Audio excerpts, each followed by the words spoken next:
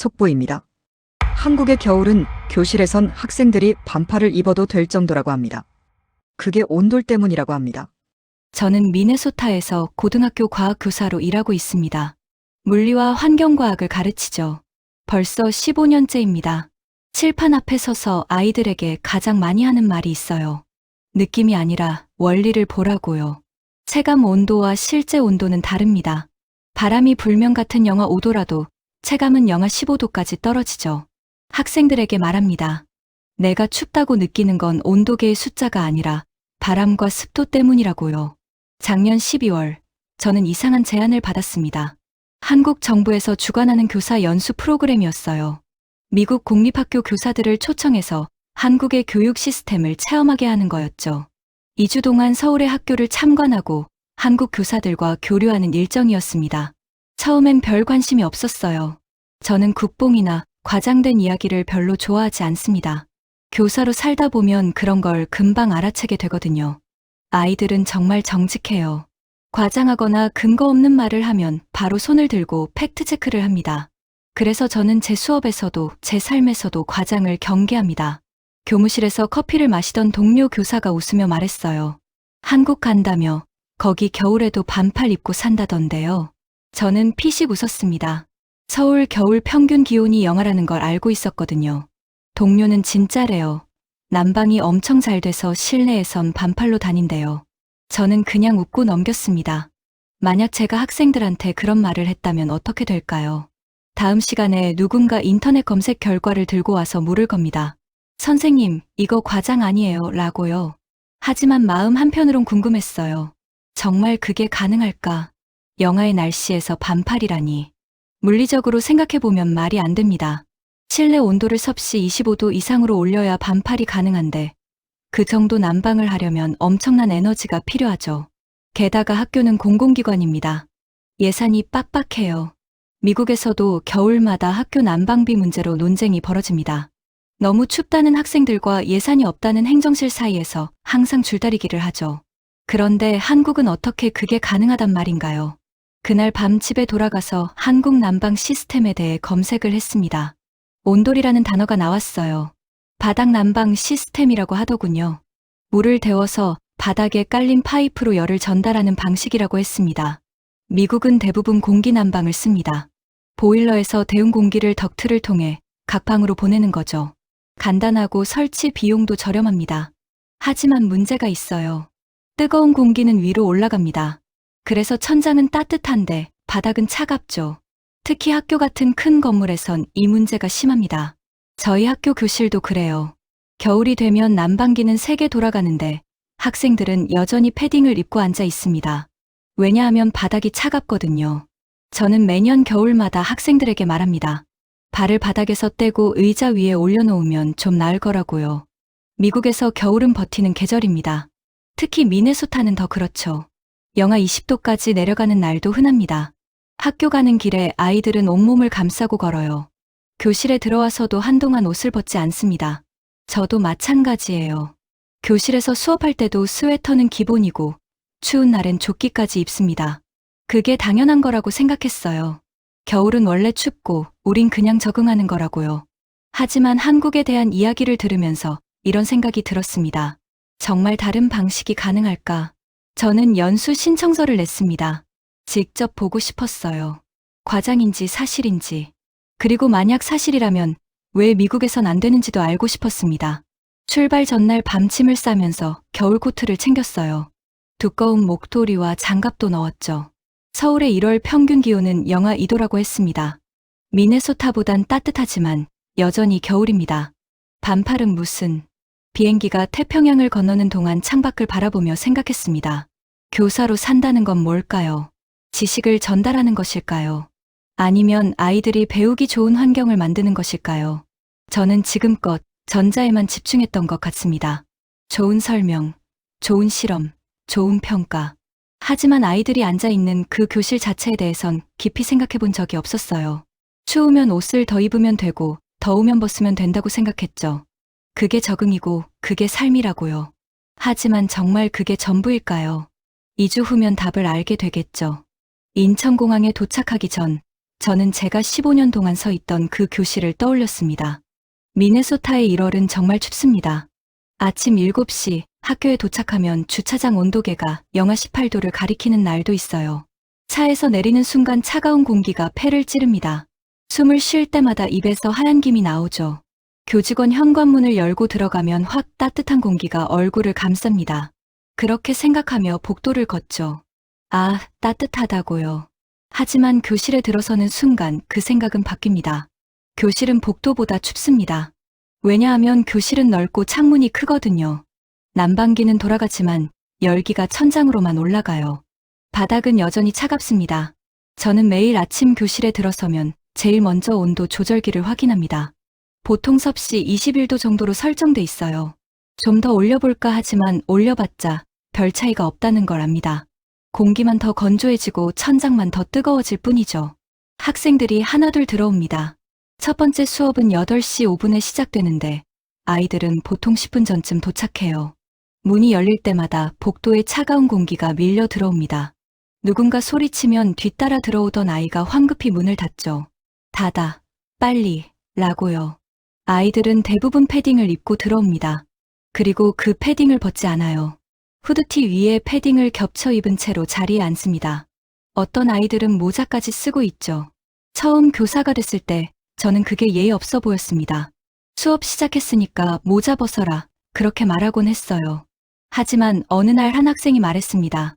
선생님 너무 추워요. 모자 쓰고 있어도 돼요? 그 아이의 책상 밑을 보니 발을 바닥에서 떼고 의자 위에 올려놓고 있더군요. 그때 깨달았습니다. 아이들이 옷을 벗지 않는 건 무례해서가 아니라 정말 춥기 때문이라는 걸요. 그 후로는 뭐라고 하지 않았습니다. 오히려 제가 스웨터를 한 겹 더 입었죠. 수업을 시작하면 또 다른 문제가 생깁니다. 집중력이 떨어져요. 추우면 몸이 움츠러듭니다. 혈액순환이 잘 안 되고 뇌로 가는 산소도 줄어들죠. 그러면 당연히 졸음이 옵니다. 특히 오후 수업은 더 심해요. 점심을 먹고 돌아온 아이들은 따뜻한 식당에서 차가운 교실로 돌아오면서 체온이 급격히 떨어집니다. 그러면 몸이 에너지를 아끼려고 하죠. 졸음이 쏟아지는 겁니다. 저는 그런 아이들을 보면서 늘 안타까웠어요. 일어나서 스트레칭 한번 해볼까? 중간중간 자리에서 일어나 몸을 풀게 하는 게 제가 할 수 있는 전부였습니다. 그리고 겨울마다 반복되는 또 하나의 문제, 감기와 결석입니다. 추운 교실에서 몇 시간씩 앉아 있으면 면역력이 떨어져요. 한 명이 감기에 걸리면 순식간에 퍼지죠. 선생님, 오늘 제이슨 안 왔어요. 독감이래요. 에밀리도요. 저도 좀 아픈 것 같아요. 2월쯤 되면 한 반에 5명에서 7명 정도가 결석합니다. 교사인 저도 예외는 아니에요. 작년 겨울엔 목감기에 걸려서 2주 동안 목소리가 제대로 나오지 않았습니다. 그래도 수업은 해야 했죠. 마이크를 목에 대고 간신히 말했어요. 동료 교사들도 비슷합니다. 교무실에서 커피를 마시다 보면 누군가 기침을 하고 누군가 코를 풉니다. 이번 겨울도 길겠네. 누군가 그렇게 말하면 다들 고개를 끄덕이죠. 겨울은 버티는 계절입니다. 그게 당연한 거라고 생각했어요. 미네소타에서 태어나고 자랐으니까요. 추운 겨울은 삶의 일부였습니다. 하지만 교사가 되고 나서 가끔 이런 생각이 들었어요. 꼭 이래야만 할까? 아이들이 추위에 떨면서 공부해야 할까요? 옷을 겹겹이 껴입고 발을 바닥에서 떼고 그렇게 앉아서 배워야 하는 걸까요? 저는 물리 교사입니다. 열역학을 가르치죠. 뜨거운 공기는 위로 올라가고 차가운 공기는 아래로 내려간다고 설명합니다. 그래서 바닥이 찬 거라고, 그게 자연의 법칙이라고 말해요. 하지만 법칙을 설명하는 것과 그 법칙 속에서 아이들이 떨고 있는 건 다른 문제입니다. 어느 날 수업 중에 한 학생이 물었어요. 선생님, 바닥 난방은 왜 안 해요? 설치 비용이 비싸서 그래. 학교 예산으론 어렵지. 라고 대답했습니다. 그럼 다른 나라는요? 한국은 바닥 난방 쓴대요. 온돌이라고요. 그 학생은 스마트폰을 꺼내 검색 결과를 보여줬습니다. 저는 화면을 보면서 고개를 끄덕였어요. 그렇구나. 흥미롭네. 그리고 수업을 이어갔습니다. 하지만 그날 저녁 집에 돌아와서도 그 질문이 머릿속에 남아 있었어요. 왜 우리는 안 하는 걸까? 정말 예산 때문일까요? 아니면 그냥 익숙해서 이게 당연하다고 생각해서일까요? 비행기 안에서 그 기억을 떠올렸습니다. 태평양 너머 어딘가에 다른 방식이 있습니다. 아이들이 패딩을 벗고 앉아있는 교실. 바닥이 따뜻해서 발을 올릴 필요 없는 공간. 감기 걸릴 걱정 없이 집중할 수 있는 환경. 정말 그게 가능할까요? 아니면 그저 과장된 이야기일까요? 승무원이 지나가며 물을 건넸습니다. 저는 물을 마시며 생각했습니다.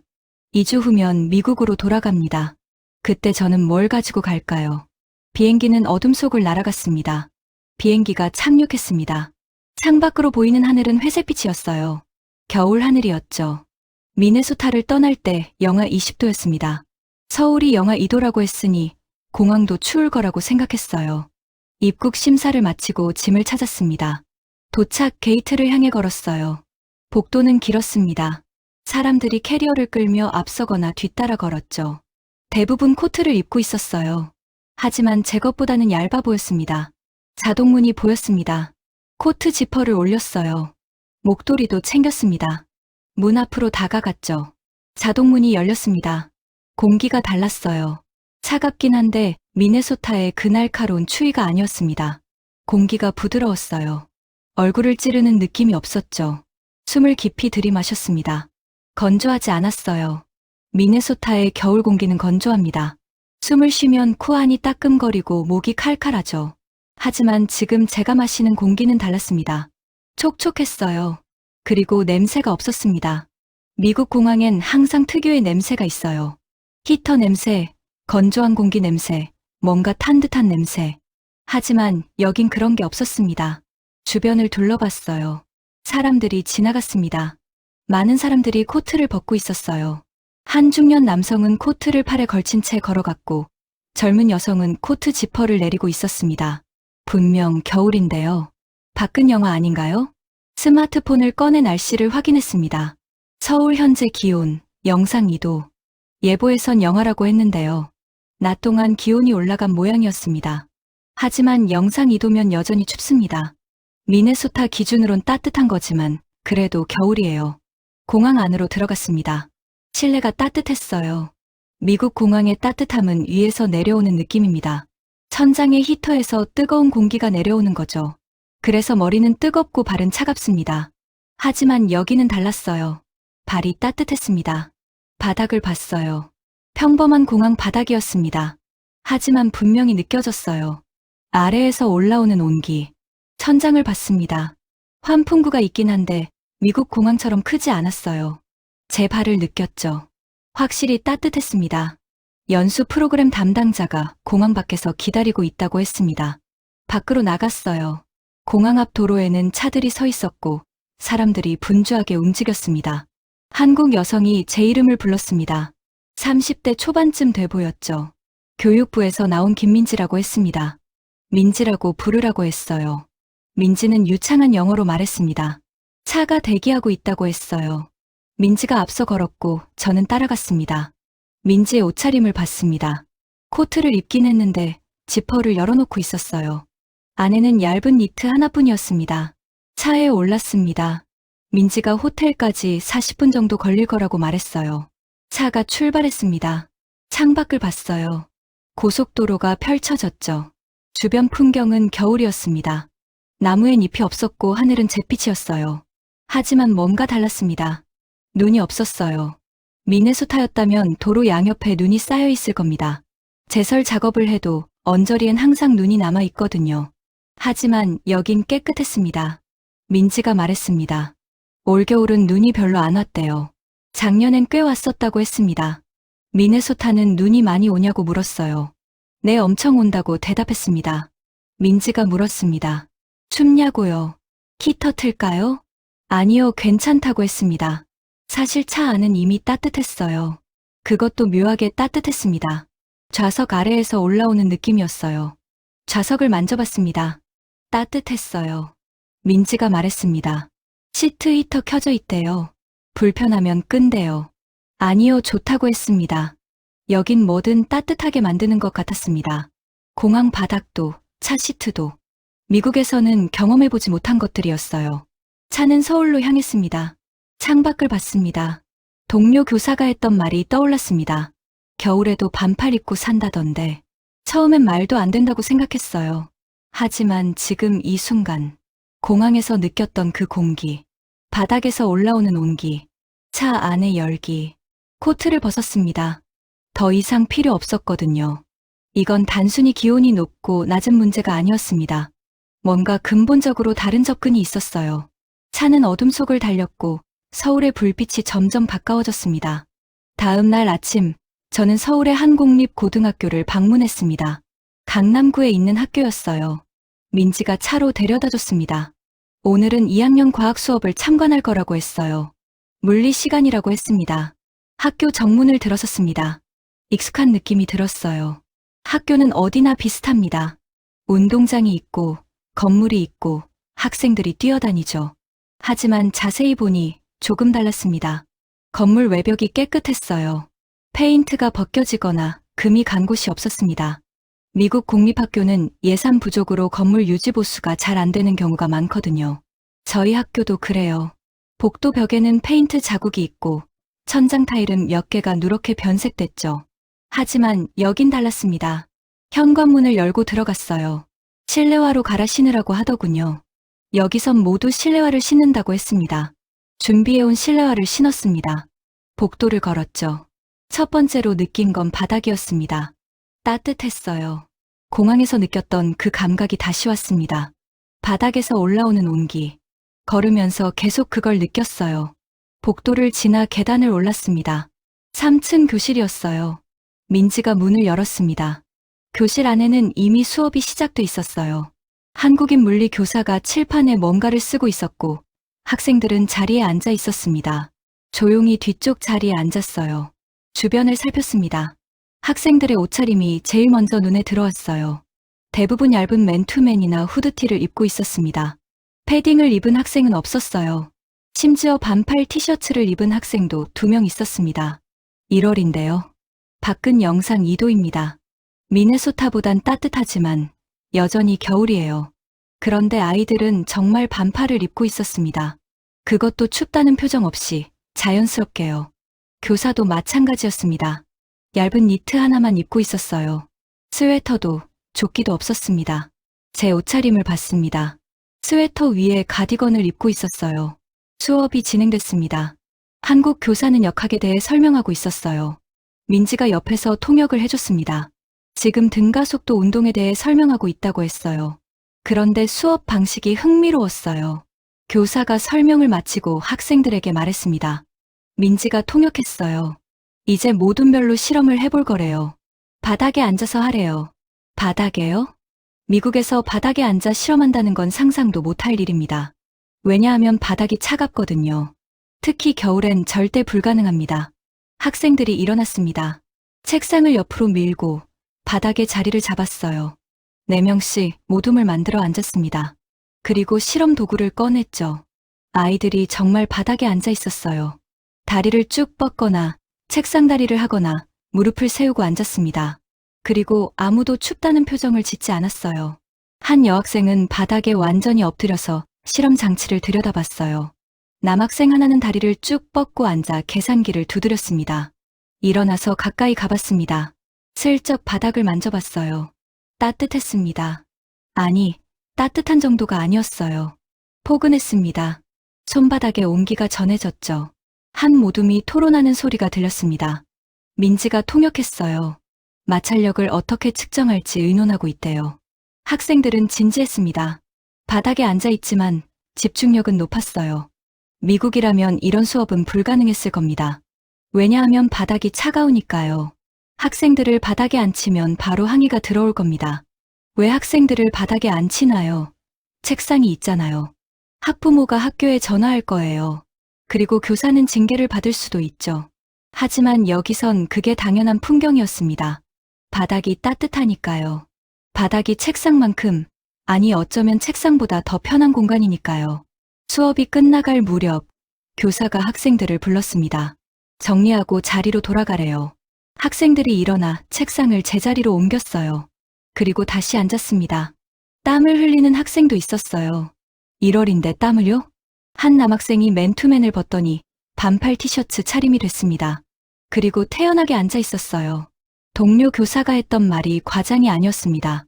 한국은 겨울에도 반팔 입고 산다. 정말 그랬습니다. 수업이 끝났어요. 한국 교사가 다가왔습니다. 영어로 물었어요. 어땠냐고요. 놀라웠다고 했습니다. 학생들이 바닥에 앉아 실험하는 걸 처음 봤다고요. 교사가 웃었습니다. 미국은 안 그러냐고 물었어요. 네. 바닥이 차가워서 불가능하다고 했습니다. 아, 그렇군요. 저희는 온돌이 있어서 괜찮다고 했어요. 온돌 정말 대단하다고 말했습니다. 교사가 물었습니다. 교실이 너무 덥진 않았냐고요. 아니요, 적당했다고 했습니다. 사실 조금 더웠어요. 그래서 저도 가디건을 벗었습니다.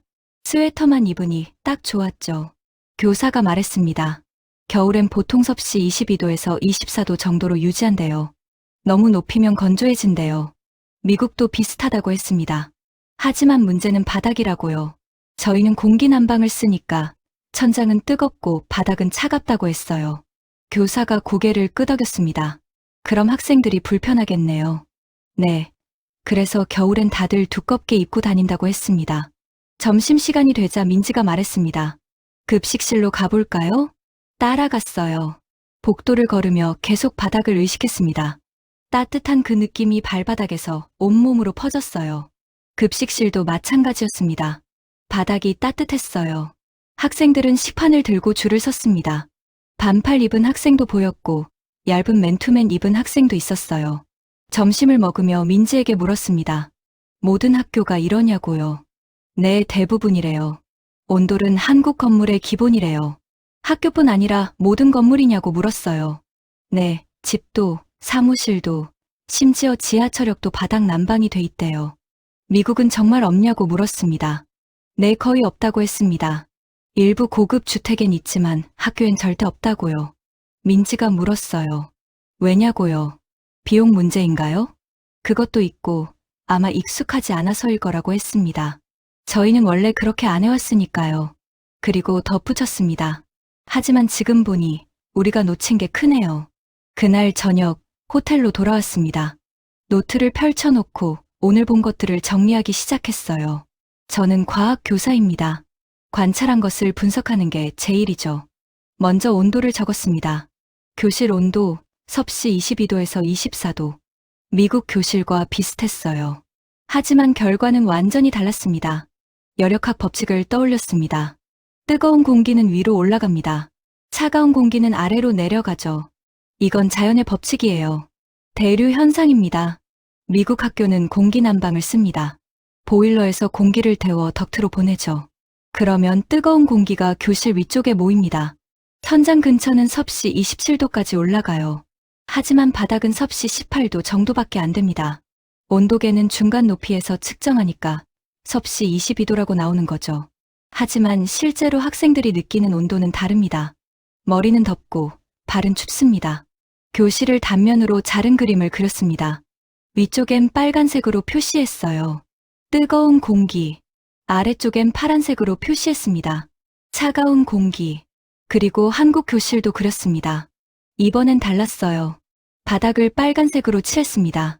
바닥에서 열이 올라오니까요. 그러면 공기가 고르게 데워집니다. 대류가 부드럽게 일어나죠.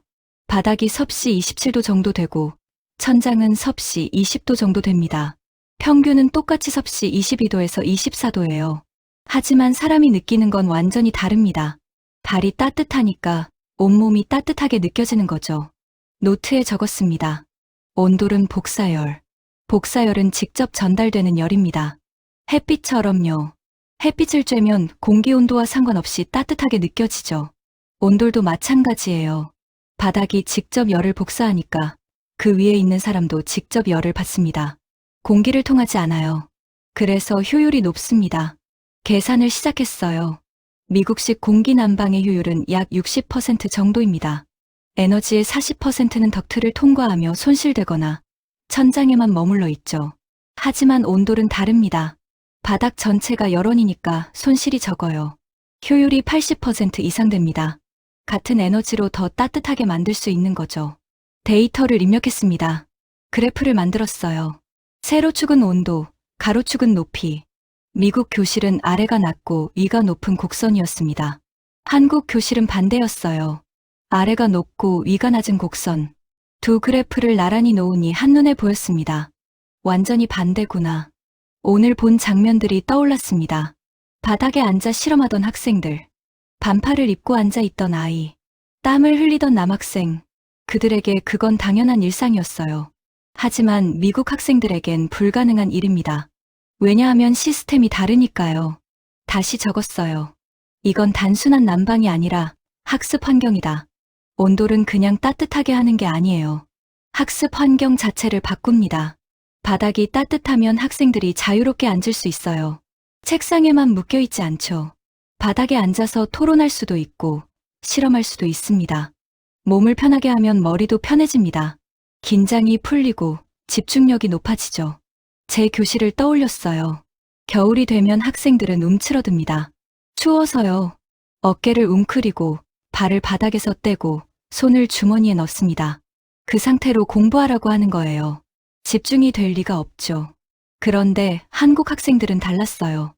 편안하게 앉아 있었습니다. 몸을 쭉 뻗고 자유롭게 움직이고 땀까지 흘렸어요. 감기 문제도 생각했습니다. 미국에선 겨울만 되면 감기가 돌아요. 왜냐하면 발이 차가우니까요. 발이 차가우면 혈액순환이 안 됩니다. 면역력이 떨어지죠. 그래서 쉽게 감기에 걸려요. 하지만 한국은 다릅니다. 바닥이 따뜻하니까 발도 따뜻해요. 혈액순환이 잘 되고 몸 전체가 건강한 상태를 유지합니다. 노트에 적었어요. 온돌, 혈액순환 개선, 면역력 향상, 결석률 감소. 인터넷을 검색했습니다. 한국 학교의 겨울철 결석률을 찾아봤어요. 데이터가 나왔습니다. 미국보다 낮았어요. 확실히 낮았습니다. 물론 여러 요인이 있겠죠. 의료 시스템, 식습관, 문화적 차이. 하지만 온돌도 분명히 영향을 미칠 겁니다. 따뜻한 환경이 건강에 좋은 건 명백한 사실이니까요. 창밖을 봤습니다. 서울의 야경이 펼쳐져 있었어요. 불빛들이 반짝였습니다. 저 건물들 안에도 모두 온돌이 있겠죠. 사람들이 따뜻하게 지내고 있을 겁니다. 왜 미국은 이걸 안 할까? 기술이 없어서는 아닙니다. 미국엔 뛰어난 엔지니어들이 많거든요. 돈이 없어서도 아닙니다. 미국은 세계에서 가장 부유한 나라 중 하나니까요. 아마도 익숙함 때문일 겁니다. 우리는 늘 그렇게 해왔어요. 공기 난방이 표준이고 그게 당연하다고 생각했습니다. 바꿀 생각조차 하지 않았죠. 그리고 학생 중심이 아니라 시설 중심으로 생각했습니다. 건물을 어떻게 지을까가 아니라 어떻게 하면 싸게 지을까를 고민했어요. 학생들이 편한지는 중요하지 않았습니다. 예산만 맞으면 됐죠. 노트에 적었습니다. 미국은 시설 중심, 한국은 학생 중심. 물론 과장일 수도 있어요. 한국도 예산 문제가 있을 테니까요. 하지만 적어도 온돌에 관해서만큼은 분명했습니다. 한국은 학생들이 편하게 공부할 수 있도록 설계했어요. 미국은 그렇지 않았습니다. 오늘 하루 동안 관찰하고 분석한 내용들이 빼곡했어요. 한 문장이 눈에 들어왔습니다. 이건 단순한 난방이 아니라 학습 환경이다. 온돌은 기술이 아닙니다. 철학입니다. 학생들을 어떻게 대할 것인가에 대한 철학이죠. 추위를 참고 배우라고 할 것인가? 아니면 따뜻하게 편안하게 배우게 할 것인가? 한국은 후자를 선택했습니다. 그리고 그게 반팔을 가능하게 만든 거예요. 내일도 학교를 방문할 예정이었어요. 더 많은 걸 보고 더 많은 걸 배울 겁니다. 그리고 미국으로 돌아가면 제 학교에 이야기할 거예요. 우리도 바꿔야 합니다. 쉽지 않을 겁니다. 예산 문제도 있고 설득해야 할 사람도 많죠.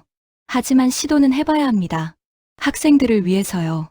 사흘째 되던 날, 저는 교육부 담당자들과 회의를 했습니다. 한국 교육 시스템에 대한 설명회였어요. 회의실에 앉아 프레젠테이션을 듣는 동안 질문을 했습니다. 학교에 온돌을 설치하는 비용이 얼마나 되냐고요. 담당자가 잠시 생각하더니 대답했습니다.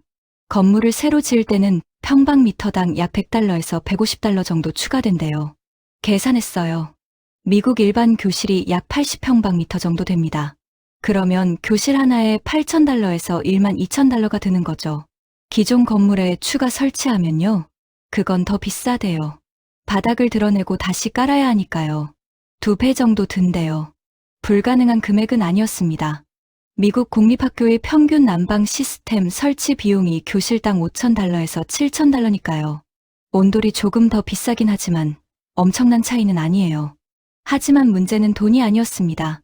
회의가 끝나고 호텔로 돌아와 생각했어요. 왜 미국엔 온돌이 없을까?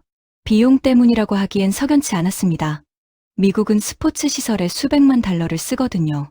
풋볼 경기장, 농구 코트, 수영장. 어떤 고등학교는 스타디움에 1천만 달러 이상을 투자합니다. 하지만 교실 난방은 그냥 기본만 합니다. 첫 번째 이유를 적었습니다. 예산 구조. 미국 학교 예산은 항목별로 나뉩니다. 스포츠 시설은 특별 예산이에요. 기부금이나 채권 발행으로 마련하죠. 학부모들도 지지합니다. 우리 아이가 농구 장학금을 받을 수도 있잖아요. 그렇게 말하며 기꺼이 돈을 냅니다. 하지만 난방 시스템은 다릅니다. 유지보수 예산에 포함돼요. 그리고 이 예산은 항상 부족합니다. 학교 건물은 오래됐고 고칠 곳은 많죠. 지붕도 새고 창문도 낡았고 전기 배선도 위험합니다. 우선순위를 정해야 해요. 그러면 난방은 뒤로 밀립니다. 일단 작동하잖아. 학생들 옷 껴입으면 되지. 그렇게 생각하는 거죠. 두 번째 이유를 적었습니다. 건축 표준. 미국 건축법엔 온돌이 표준으로 들어가 있지 않아요. 공기 난방이 기본입니다. 건축업자들도 온도를 모릅니다. 해본 적이 없으니까요. 만약 학교에서 온도를 하고 싶다고 하면 어떻게 될까요? 특수 시공이 필요합니다. 전문 업체를 찾아야 하고 설계도 새로 해야 하죠. 시간과 비용이 더 듭니다. 그러면 학교는 포기합니다. 그냥 우리가 늘 하던 대로 하자. 쉬운 길을 택하는 거예요. 세 번째 이유를 적었습니다. 사고방식. 이게 가장 큰 문제였습니다. 미국에선 난방을 참아야 하는 것으로 봅니다. 겨울은 춥고 우리는 그냥 적응해야 한다고 생각해요. 학생들한테도 그렇게 가르칩니다. 옷 껴입어라, 움직여라, 강해져라. 추위를 이겨내는 게 미덕이라고 보는 거죠. 하지만 한국은 다릅니다. 난방을 제공해야 하는 것으로 봐요. 학생들이 편하게 공부할 권리가 있다고 생각합니다. 추위를 참게 하는 게 아니라 추위를 없애주는 거죠. 이건 철학의 차이입니다. 15년 동안 교사로 살면서 저는 뭘 했을까요? 겨울마다 학생들이 패딩을 입고 앉아 있었습니다. 추워서 떨고 졸고 감기 걸렸어요. 저는 그걸 보면서 뭐라고 했나요? 일어나서 스트레칭 해라. 따뜻한 물 마셔라. 좀 참아라. 그게 전부였습니다. 시스템을 바꿔야 한다고 생각하지 않았어요. 학생들이 적응해야 한다고 생각했죠. 학생들이 적응할 게 아니라 학교가 학생들에게 맞춰야 했어요. 편안한 환경을 만들어줘야 했습니다. 창밖을 봤습니다. 서울의 거리가 보였어요. 사람들이 걸어 다녔습니다. 두껍게 입은 사람도 있었지만 생각보다 가벼운 옷차림도 많았어요. 1월인데 말이죠. 그들은 건물 안이 따뜻하다는 걸 알고 있습니다. 밖에서만 조금 추우면 돼요. 안으로 들어가면 따뜻하니까요. 하지만 미국은 다릅니다. 밖도 춥고 안도 춥습니다. 특히 학교는요. 학생들은 하루 종일 추위와 싸워야 해요. 집을 나설 때부터 학교에서 그리고 다시 집에 돌아올 때까지. 그게 정상이라고 생각했습니다. 하지만 정상이 아니었어요. 노트에 크게 적었습니다. 우리는 아이들이 추워도 참고 배우라고 가르쳐왔다. 교사로서 부끄러웠어요. 저는 학생들을 가르친다고 생각했지만 사실은 방치했던 겁니다. 환경을 개선할 생각은 하지 않고 학생들더러 참으라고만 했죠. 그게 15년이었습니다. 얼마나 많은 학생들이 추위 속에서 공부했을까요? 얼마나 많은 아이들이 집중하지 못하고 감기에 걸렸을까요? 미국으로 돌아가면 바꿔야겠다고 결심했습니다. 쉽지 않을 겁니다. 예산 담당자를 설득해야 하고, 교장을 설득해야 하고, 학교 이사회를 설득해야 합니다. 왜 갑자기 바닥 난방이 필요하냐고 물을 거예요. 그러면 저는 대답할 겁니다. 학생들이 편하게 배울 권리가 있으니까요. 지금도 배우고 있잖아요. 참으면서 배우는 게 아니라 편하게 배워야 합니다. 그렇게 말할 거예요. 물론 당장은 안 될 수도 있습니다. 예산이 없다고, 시간이 없다고, 우선순위가 아니라고 할 수도 있죠. 하지만 포기하지 않을 겁니다. 적어도 문제를 제기는 할 거예요. 우리 학교는 겨울에 너무 춥습니다. 학생들이 불편합니다. 이걸 개선해야 합니다. 그렇게 계속 말할 겁니다. 언젠가는 바뀔 거예요. 1년 후일 수도, 5년 후일 수도, 10년 후일 수도 있습니다. 하지만 시작은 해야 합니다. 노트를 다시 펼쳤어요. 그리고 마지막에 적었습니다. 좋은 교육은 교과서가 아니라 교실 바닥에서 시작된다. 한국 체류 2주 차가 됐습니다. 이제 저는 호텔을 나설 때 두꺼운 코트를 입지 않았어요. 얇은 재킷 하나면 충분했습니다. 밖에서 보내는 시간은 짧고 대부분 실내에 있다는 걸 알게 됐거든요. 그리고 실내는 어디든 따뜻했습니다. 지하철역도, 카페도, 식당도, 당연히 학교도요. 이번 주에 저는 3개의 다른 학교를 더 방문했습니다. 강북에 있는 중학교, 경기도에 있는 고등학교, 그리고 서울 서쪽의 초등학교. 모두 같았어요. 바닥이 따뜻했고 학생들은 가볍게 입고 있었습니다. 특히 초등학교가 인상적이었어요.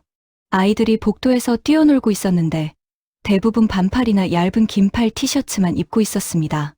한 여자아이는 맨발로 복도를 걸어 다녔어요. 실내화 안 신어도 되냐고 민지에게 물었습니다. 민지가 웃으며 말했어요. 바닥이 따뜻해서 괜찮대요. 선생님들이 별로 신경 안 쓴대요. 미국이라면 위생 문제로 난리가 났을 거라고 했습니다. 여기선 오히려 자연스럽대요. 집에서도 맨발로 다니니까요. 복도 바닥을 봤어요. 깨끗했습니다. 아이들이 맨발로 다녀도 될 만큼요. 그날 오후 저는 한 고등학교에서 체육 수업을 참관했습니다. 체육관이었어요. 학생들이 농구를 하고 있었습니다. 뛰고, 땀 흘리고, 소리치며 즐기고 있었죠. 수업이 끝나자 학생들이 체육관을 나왔습니다. 땀에 젖은 채로요. 그리고 복도에서 바로 윗옷을 벗었어요. 반팔 티셔츠 차림이 됐습니다. 땀을 식히는 거였죠. 미국이었다면 어땠을까요? 겨울에 땀 흘린 채로 복도를 걸으면 감기 걸립니다. 차가운 공기가 땀을 식히고 체온이 급격히 떨어지니까요. 그래서 미국에선 체육 선생님이 항상 말합니다. 땀 닦고 옷 껴입어라. 감기 걸린다. 하지만 여긴 달랐어요. 복도가 따뜻하니까 괜찮았습니다. 학생들은 천천히 체온을 낮추며 교실로 돌아갔어요. 감기 걱정 없이요. 운동 후에 급하게 옷을 껴입지 않아도 되는 게 당연한 일이었습니다. 편하게 체온을 식히는 게 당연한 일이었죠. 그날 저녁, 저는 민지와 함께 저녁을 먹었습니다. 한 식당이었어요. 식당에 들어서자마자 또 느꼈습니다. 바닥에 온기를요. 신발을 벗고 좌석에 앉았어요. 바닥에 앉는 자리였습니다. 다리를 쭉 뻗으니 발바닥이 따뜻한 바닥에 닿았어요. 민지가 물었어요. 어때요? 2주 동안 한국에서 지내보니까. 잠시 생각했습니다. 그리고 솔직하게 말했어요. 충격적이었다고요. 충격이요? 네. 제가 15년 동안 당연하게 받아들였던 것들이 사실은 당연하지 않았다는 걸 알았다고요. 민지가 고개를 끄덕였어요. 온돌 때문인가요? 온돌만은 아니라고 했습니다.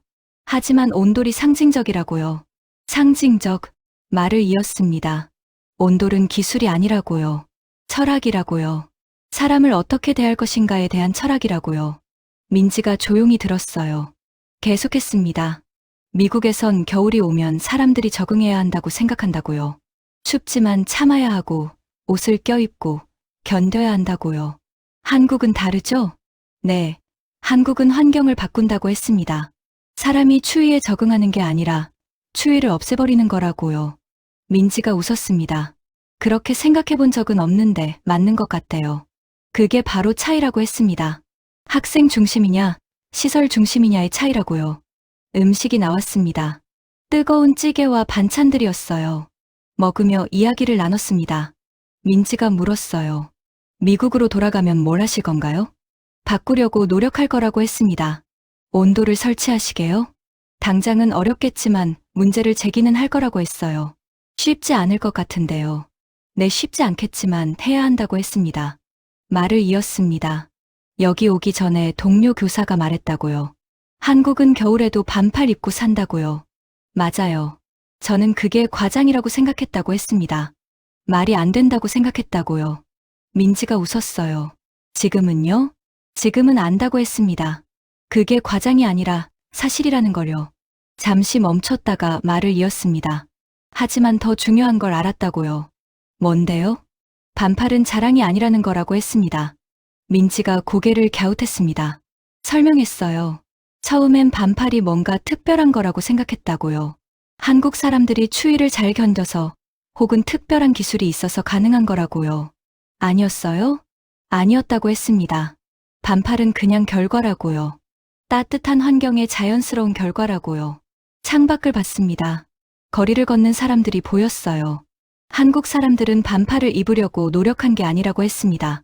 그냥 편하게 입은 거라고요. 왜냐하면 실내가 따뜻하니까요.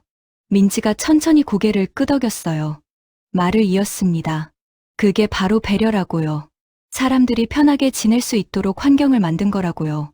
반팔은 그 배려의 증거라고요. 민지가 조용히 말했습니다. 그렇게 생각하니까 새롭네요. 저도 그렇다고 했습니다. 처음엔 놀랍고 신기했다고요. 하지만 지금은 부끄럽다고요. 부끄럽다고요? 네. 저는 15년 동안 학생들에게 추위를 참으라고 가르쳤다고요. 환경을 바꿀 생각은 하지 않고요. 민지가 말했어요. 하지만 이제 아셨잖아요. 네, 이제 알았다고 했습니다. 식사를 마치고 밖으로 나왔어요. 밤 공기가 차가웠습니다. 하지만 저는 재킷만 입고 있었어요. 곧 차에 타면 따뜻할 테니까요. 곧 호텔에 가면 따뜻할 테니까요. 내일 학교에 가도 따뜻할 테니까요. 그 확신이 있었습니다. 하늘을 올려다봤어요. 서울의 겨울 하늘이었습니다. 차갑지만 더 이상 두렵지 않았어요. 이주가 저를 바꿔놓았습니다. 비행기를 타고 올 때만 해도 저는 회의적이었어요. 반팔은 과장이고 한국도 결국 미국과 비슷할 거라고 생각했죠. 하지만 완전히 달랐습니다. 그리고 그 차이는 기술이 아니라 철학에서 왔어요. 사람을 먼저 생각하는 철학, 편안함을 제공하는 철학, 배려하는 철학. 그게 온도를 만들었고 온돌이 반팔을 가능하게 만든 겁니다.